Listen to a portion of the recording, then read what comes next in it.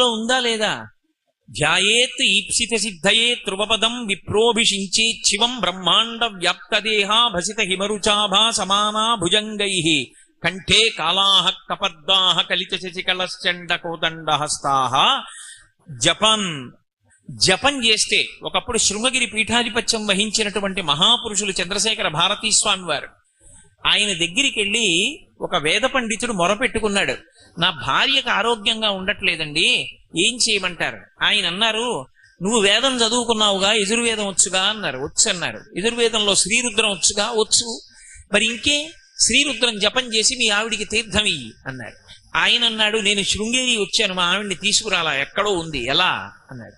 ఏమీ పర్వాలా, రోజు తెల్లవారుజామున స్నానం చేసి తుంగా నది ఒడ్డున కూర్చుని రుద్రాన్ని జపం చేసేసి ఈ రుద్రజపం అంతా అయిపోయిన తర్వాత ఏతత్ఫలం సర్వం శ్రీ ఉమామహేశ్వర